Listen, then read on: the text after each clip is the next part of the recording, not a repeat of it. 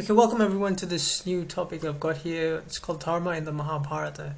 And without further ado, let's just begin. So, the word Dharma, right, is a very important thing. It's a very one of the central topics and themes in the Mahabharata, and I'll explain what Mahabharata means. So, first of all, look at Dharma. The Dharma actually means righteousness. Now, the Dharma, just that's not all it actually means. If you look into more detail, we'll see that what it's actually meaning is that, say, every action an individual does, there's a way to actually do it, and that's what the teachings are really. That every action you do, from talking to another individual, or to speaking to another person, or maybe the way you behave to another person, other female, male, and everything really, the whole lifestyle can be dharmic, which means a righteous way of living. And even your actions and your thoughts, and even the way I guess you dress or whatever, all these things can be quote unquote linked to a spiritual path, and which means it's basically all about spirituality, to behave in a certain righteous way of living. Really, that's what it really means. And then even your actions, everything. So basically, that's what dharma means. But the Mahabharata, what it is actually one of the greatest epics around 5,000 years ago, and probably took around the events that there was a great war between these two groups, and it was Pandavas and Kauravas. And so it's been documented, and people think it's mythological, but it's a factual thing. But there might be limited evidence, but I'm pretty sure I'm pretty convinced now that it's a factual thing. It was actually a real event that took place, one of the greatest events really in the history of mankind, especially around 5,000 years ago. And it was part of the Iron Age India, and the end of the Indus Valley civilization, where India was pretty much not India just to say the Bharatavarsha, so it was including India and present-day Nepal, I guess, and areas of Bangladesh and Sri Lanka and Pakistan, probably some areas of Afghanistan. I guess that whole area was Bharatavarsha at that time, because there was no particular areas as defined like as now, but it was like that before. So there was this huge war. That's what they said, the texts say, and then what they say is that they were around, there was two groups. So the Kauravas were meant to be the quote unquote like the great, like the evil sort of, the people with less morals, I guess. So that's the word adharma. Adharma means the people who don't follow the dharma. So those are those guys, and they had around 2.4 million. 2.4 million was the other group, which were the Pandavas, had only 1.5. So the other group was around 1.6 times larger, I guess, in terms of the scale of the soldiers and all these things. So it's a massive war, pretty much. Just understand that. And what happened in the end is that, according to the text, after the event, it was the Pandavas who had the less only very 1.5 million only. So it was a lot less than the other group, but they still won the battle. And and it's just all about that. So basically, that's the just a brief on that. But there's a lot more teachings behind it.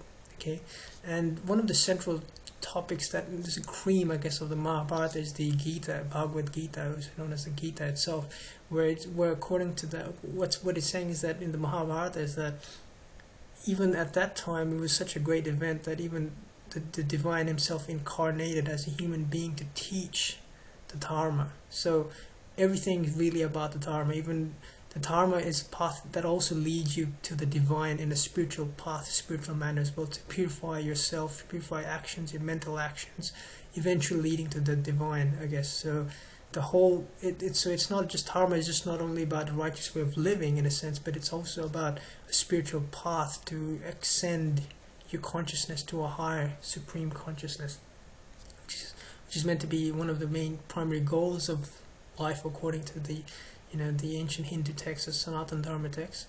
So that's the main, yes, that's a brief nutshell on that. And so what we'll do in here is that we look into why this whole great war took place. I mean, at the time when was the divine incarnation known as Krishna was there, he was trying to stop by all means this whole great war. Okay, but it never did. It just took place for some reason.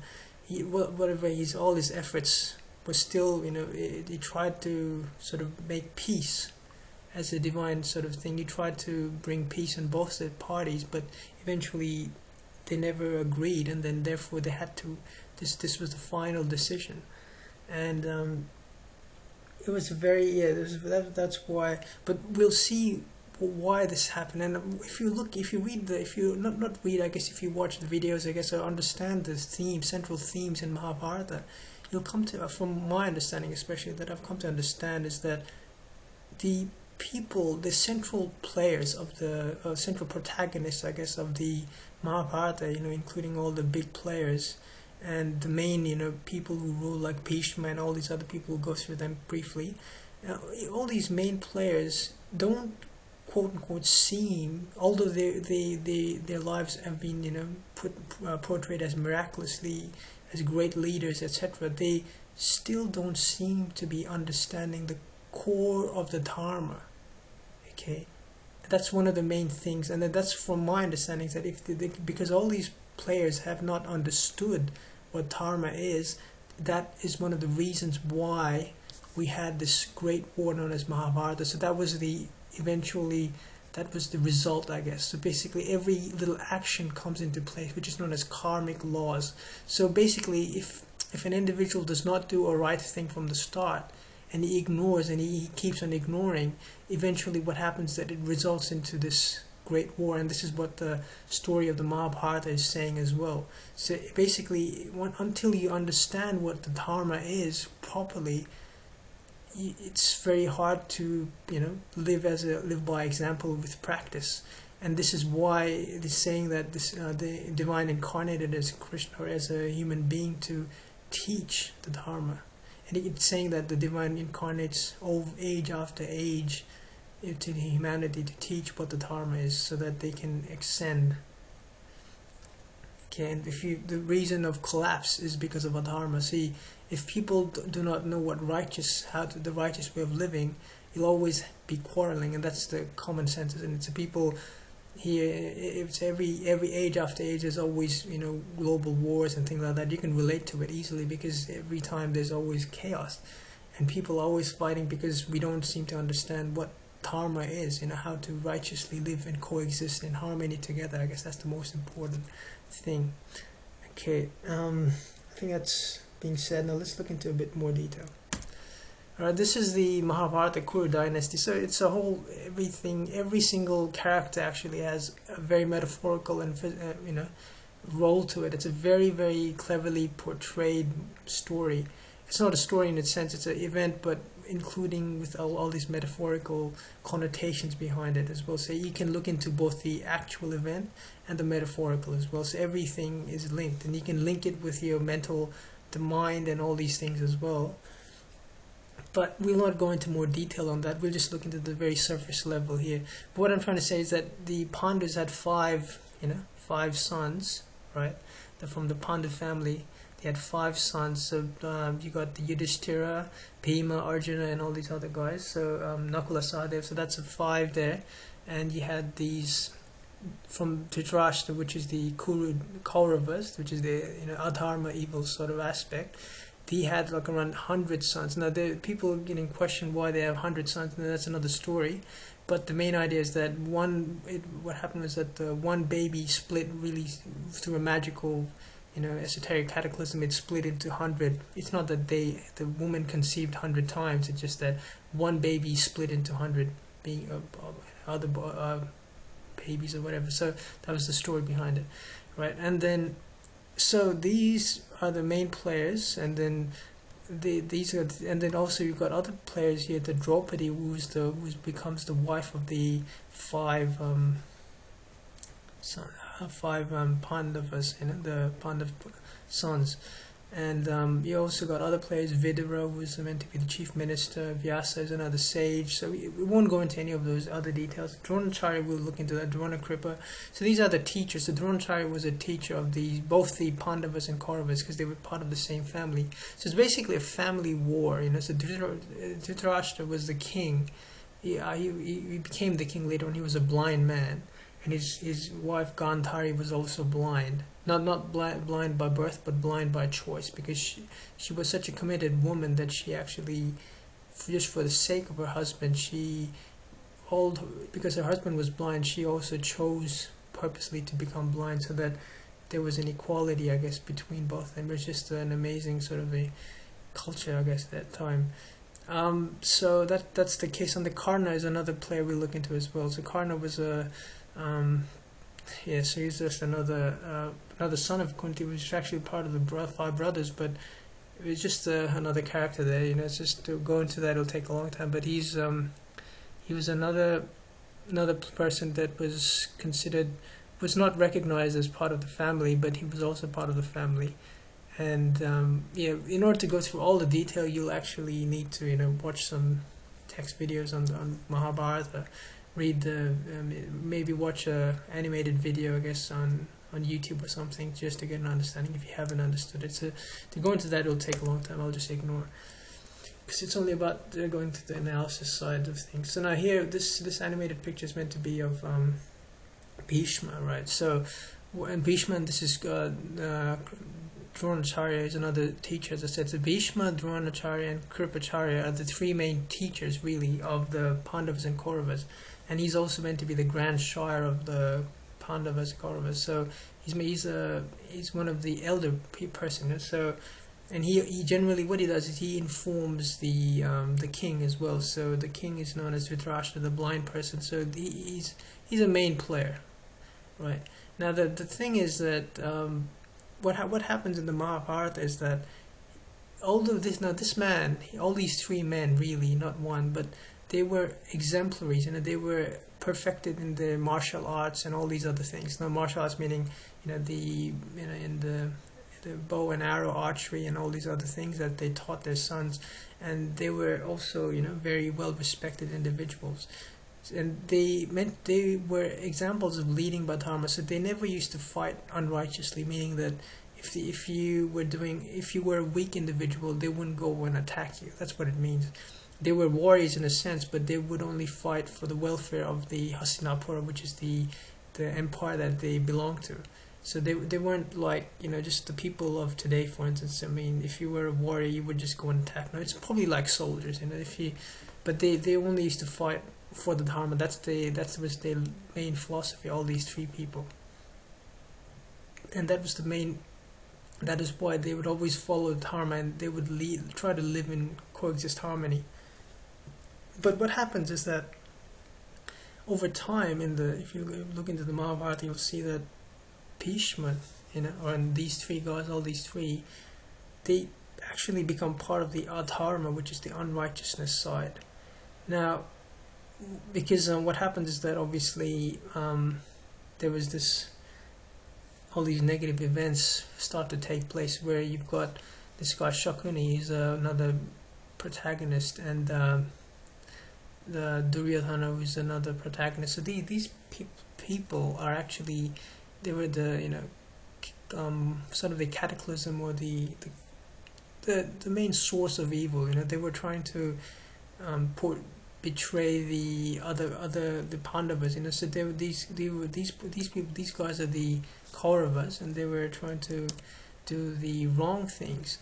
And what happens is that Bhishma and all these three people are just bonded with their own little oaths. So all these people have their little oaths. Like, for instance, his one of his oaths was to say, I'm gonna be a celibate for the whole of my life. Number one. Number two, for instance, I will respect his oath was to protect the kingdom, regardless of what, and regardless of who took the throne. Now what happens is that the king, Dhritarashtra, the blind man, who is this guy, the Dhritarashtra, the blind man. Now what happens is that he starts to make all these unrighteous decisions as a king, and he doesn't, like, he was meant to be, all these three guys who are coming, who actually advised the king. They don't, even though they try to, they do oppose them, but they don't really oppose him at a high level. They just say, okay, king, this is wrong, but they still follow whatever he's doing. And what it's saying is that adharma means if someone is telling you do the wrong things, regardless of whatever situation you have, you should do what is right. Okay, that's the most important thing. You could have all these oaths, but these oaths are just your own envy, sort of thing, and it's a very high level thing. You need to understand that, say you take an oath. Now people don't do that these days. Now these people were great men, so they lived by whatever they said. So that's the thing. So people don't do that these days. It's very hard for people to understand. But back in those days, these people were living exemplaries of word by word. And whatever word they chose at one particular time, they would stick by it all their life. Okay, that's what made them special. And that also was the fallacy, because he knows, for instance, that fighting against the Pandavas is not the right thing to do. He doesn't want to fight them, obviously. He loves the other Pandavas very much, but the Kaurava was the king. The Kaurava family took over as the king, right? And then the Dhritarashtra was this guy, as you see here. Dhritarashtra, the blind man, is the Kauravas. He's the father of Duryodhana, who's the Kaurava, and he's part of the family of Shakuni as well. So Dhritarashtra was the main, he was the king, and he always was a blind man by birth, but he was evil inside, sort of thing. He wanted to destroy the Pandavas, and so the Pandavas were and so basically they had this. There was a whole lot of story behind it, but that's not important. The most important thing is that because these men, although they lived by Dharma, they were bonded to their oaths. They started to become part of the quote-unquote adharma, because they know that they were doing wrong things and they were supporting evil, and they didn't want to change their attitude, the egoness. So he's an example of his own pride, I guess. He was whatever word you could use, it's some vanity, pride, but mostly he was envious. He had this great ego, I guess. That's the most important. He had this great ego about himself as a warrior, as a character, that he would have to stick by his laws regardless of stick by his words regardless of whatever it meant. If he took an oath a long time, when he was maybe 30 years ago, when he's young, saying that I'm going to live by a certain way, and if someone does the wrong thing, then he knows that if he's doing a wrong thing, he'll have to still follow the wrong thing, if you know what I mean. And that's what happened, is that he started to obey the king just blindly. Whatever he said, he started to do it. And all these three men, they were doing the same thing. They were just following whatever the king's orders blindly, and protecting and fighting against what was meant to be the righteousness. The righteousness was the Pandava side. And why is that? Because they were fighting for the welfare of the kingdom, whereas these people were trying to, doing the wrong things and etc. They never would, I guess, justice. There was no justice in the kingdom and all these things. And these Pandavas were meant to be examples of their justice, righteousness, live by, bring equality, all these things. Whereas the Kauravas were not like that, evil by nature. And although these people were, followed the Dharma all their lives, they were bonded by their own little egos, and so they never came out. So with the teachings, I guess, one of the main teachings here is that Dharma is actually something that comes from within. You don't have to, even these oaths and all these things, or all these things that you have created for yourself, are just another illusion. What you need to do is always follow and be able to change and shape towards the environment. So you shouldn't be saying that, okay, I've taken an oath or something, I believe in this, and this is going to be the only way. You need to change according to circumstances. And these people didn't have that. They were just rigid, and not flexible. That's the main problem, is that we need to be flexible to understand the environment and to see that, yes, if that's wrong, then I'm going to stop. Say, if this person, what I'm trying to say is that all these three players, if they never participated in the war and just walked away, then obviously in the war probably would have not taken place, because they wouldn't have any more players like that. Now they actually fought as part of the Kauravas, as the main chief army officers, chief commander and chief army. That's why the battle took place. Otherwise, it probably wouldn't. So The other three guys, these players, they used them obviously, and they knew they were being used, but they just never wanted to think and stop and just reflect and say, I'm not. Although their main thing was that their ego of their oath was higher than anything. That is the problem. So if you want to, in order to follow the righteousness, it does not only matter about, you know, following the right things, but needs to be shaped. We need to shape according to our necessities and according to the environment, and really analyze within and say, okay, if it's wrong, then I won't follow it, as opposed to being rigid. Okay, that's most important. Another thing, the same thing here, same thing goes. Now this guy is also living by the similar ideals. He comes to, I mean, what happens is that this guy, Duryodhana, becomes friends with him, and he becomes, and therefore what he's doing is that he knows, later on what happens is that although he becomes friends with him, and Duryodhana does a big favor to him and gives him a kingdom, and gives him some respect, dignity, in that favor, and what he's saying is that just because of that reason, I'm gonna support this fellow regardless of whatever it means.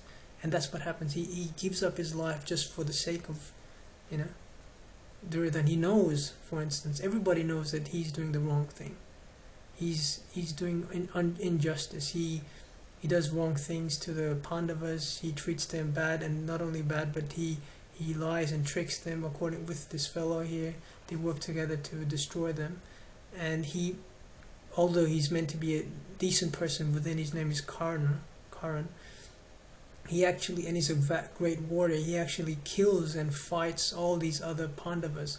No, he doesn't kill them. He fights in the battle, and that's the problem, is that in this Kurukshetra war, the Mahabharata war, the main players, like these are the main protagonists, these are great warriors.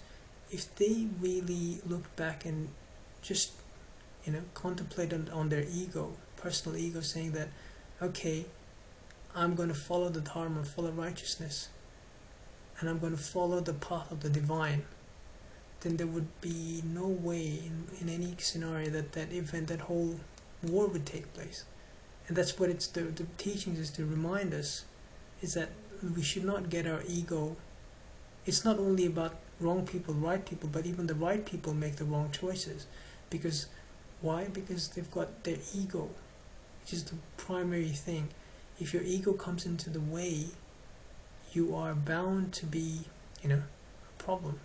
If you cannot control your ego, if you cannot shift your energies, you know, like if you're just concrete like a stone, if you don't know how to be flexible, then people will manipulate you, and they will take advantage of you. Like this guy, he's one of the evil guys, Shakuni. He plays master tricks, and all these makes them, and he understands that these people, you know, are just will do whatever. I mean, will do whatever based on their ego, and then he uses that to take advantage of them and makes them go into the war. Otherwise, that whole war probably would have never taken place. It is because, and this is the case, same thing in reality, is that it's not only about the bad people, like these people, the bad people. It's about the good persons also doing, you know, not understanding or not wanting to change. That's the problem, is that if you stick like a rock, and if you think you are the right all the time without reflecting within, and without changing yourself. Now, for instance, you could be a decent person, but if you don't change to the circumstances, if you don't want to say for instance you were a big devotee of a divine being, of God, for instance, you had good faith in your religion.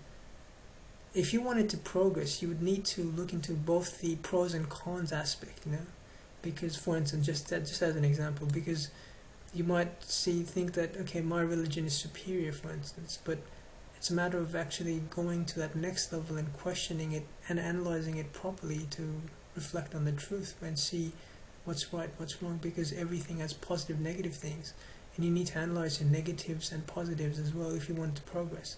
And most people are just stuck on the rock, so they work on one way. And even the good people, for instance, it doesn't have to be religion or just example, but in your every day-to-day life as well.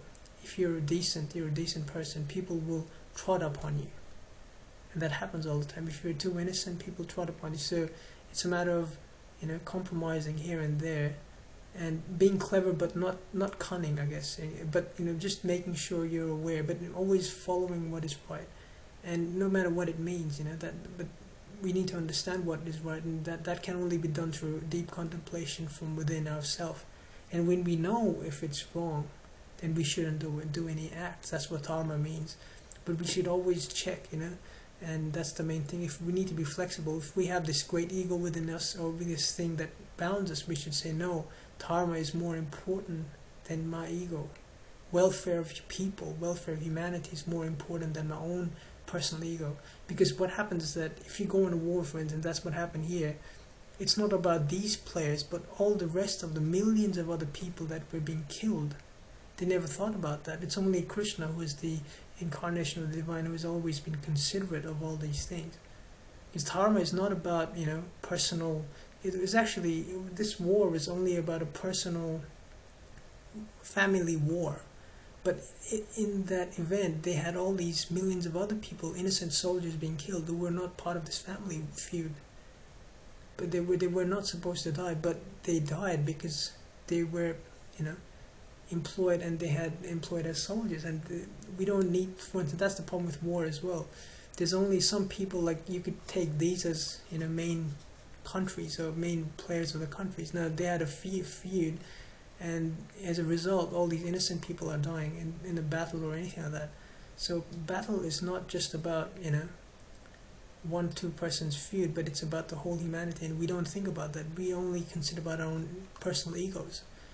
And that's the same thing. Every person has his own little ego. We don't want to step aside and just reflect on ourselves. We just want to become, the best or something. That's the problem with any countries, nations, whatever.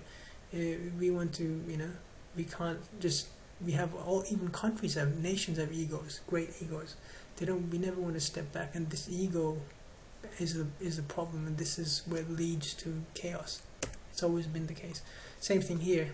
Even Yudhishthira now, he's meant to be the dharma person. He knows all about dharma, but regardless, when this guy, the old man, who's meant to be his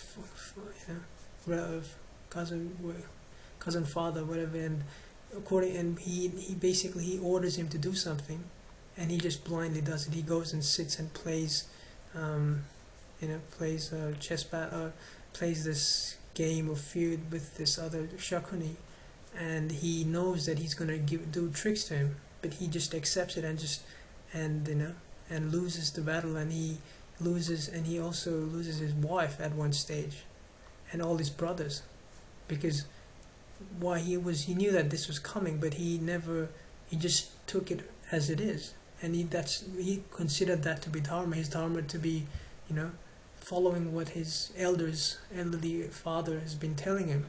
And if he was anything smart, he would not do those things. Dharma does not necessarily mean that one has to obey everybody or one has to do this. It all depends on circumstance.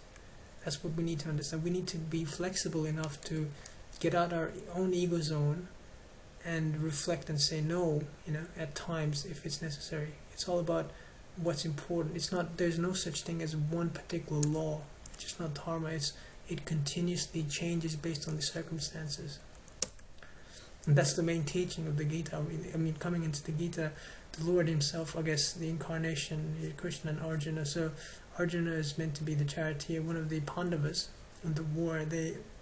Before the war took place, it is said in the text that he actually, the divine, came in as he was the charioteer. Because what it's another teaching here is that the Lord actually, for instance, here, if you consider yourself as an individual, as a devotee or just a spiritual practitioner who's trying to go into the battle, and here's the divine. What does the divine do? Now let's go back here. The divine is someone who's a teacher, I guess, a guru, for instance. That's what they say in Sanatana Dharma text. A Jagat Guru, Sadguru, anything like that. So a great teacher is someone who's a divine sort of being, like a divine knowledge, having divine perfection knowledge. he's only going to teach you how to follow the path. What it's saying is that in the Mahabharata also, Krishna was there to teach Arjuna. He didn't go and fight for him. The person who had to fight the battle was Arjuna, right? So Krishna was the divine incarnation who was only there as a charioteer or the teacher. So that's what we need to understand, is that in real life also, the divine, we can't just expect, if you just surrender to God and just say, okay, the divine, let's do everything for me. No, it's not. You know that nothing's going to happen. And the only thing that can change is you need to change yourself, right? And that's the main thing, that you have to change yourself. But the divine, as a teacher, can guide you and assist you. And who's going to be basically the divine is nothing but the inner self within every self. If you reflect within, you will get the answers. That's what it's saying. If you reflect truly within, if you surrender truly within, you will start to see the answers. Because as he says that Krishna is within, I guess, every person as a super soul, or whatever. The divine is in every person inside. So it's a matter of understand. Divine is meant to be the true Dharma. So who's the eternal Dharma? Sanatana Dharma is the divine. Sanatana Dharma is the divine itself. That's what we need to understand. And the answers for the divine, as Yudhishthira says in the Mahabharata, is actually within. So we need to reflect every single time to understand what is the right thing to do. In everyday life as well, if we're stuck, you just need to stop, breathe, and reflect and think, is my ego coming into the way? What's coming into the way? And if you think you're doing wrong things, what's coming into the way? Breathe deeply and stop and reflect and check what's right and what's wrong, and always follow what's right. And if the person who's going to guide you is what's within. So you just need to reflect within. That's all you need to do every single time. Then the more you do that, the more practice you have, the more you're able to, get this guidance from within, so that you become a better individual and you can lead by example. Okay, it doesn't matter if you're at a very high post, like all these big players, protagonists, all these great people like Bhishma, all these famous people at that time. It doesn't matter. You could be just a normal person, but if you know how to surrender and if you know how to reflect within, you will get the right answers, and you can become a dharmic individual, a person who follows the Dharma truly. And this will lead you, it's a pathway to the divine as well. Okay, thanks very much. Hope you enjoyed. Cheers.